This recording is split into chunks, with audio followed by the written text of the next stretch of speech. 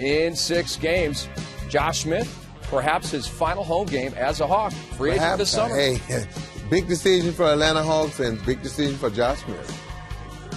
And a big throwdown here from Paul George, but he had an ugly game. Just 2 of Paul George, just 2 of 10 in the game. Still looking to find that travel game, taking that great success he's had on the home court and onto the road. Roy Hibbert, 8 points and 5 boards in the first quarter. The game was tied at 18, and the Hawks struggling to find offense. Yeah, they are. If you just look at them, the offense seems a little stagnant. You know, driving into the teeth of the pace of defense. Look at them. Just too much stagnant, not moving around, not setting in the screens for anyone. You're not going to beat good teams by playing ISO basketball. The Hawks had 29 points and shot 24% in the first half. And look at how wide open David West is. People talk about getting a hand up. You got to at least be in the vicinity. He is, after all, the 17-foot assassin. And Johan Petro, yikes. Pacers coming back the other way, leading by 3 at this point. Paul George right over Korver, bang. Hey, at least we've seen 2 of Paul George's 3 field goals in highlight.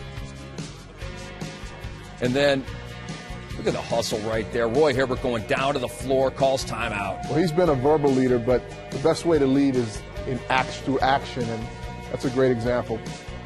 Al Horford off.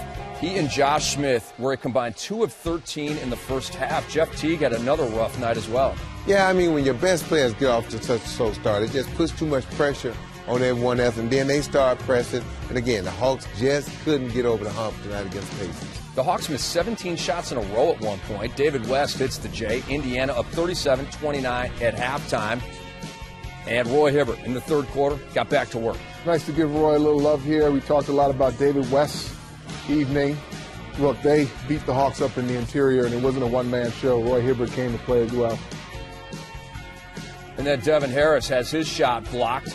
Indiana up 17, looking to build on the lead. They go to Hibbert, and that's exactly what happens. They're up 19. Yeah, play this game inside out. One thing, Roy Hibbert, he has improved as this series went on. He started getting deep position, and then you saw an array of moves that he had, spin moves and reverse dunks. Lance Stevenson spinning on Kyle Korver.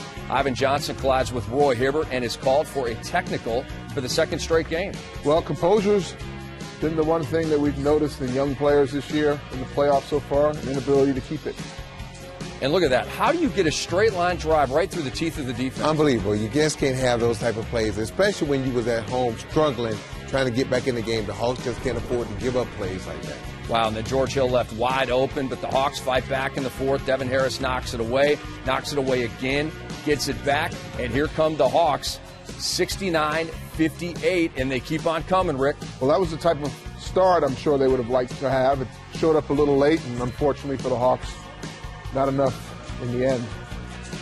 And then Al Horford right here. It's a 7-point game. Now it's a 5-point game, rather, after that mash over Roy Hibbert. 4.5 to go. Al Horford wanted the foul. George Hill on the drive, but he can't hit. But right there, Roy Hibbert, he had answers all night. Yeah, he did. I mean, that's the one thing. When you give up dribble penetration the way the Hawks did, is you leave your big guys susceptible to giving up offensive rebounds because they go over to block the shots. The guard don't come down and box out, layup.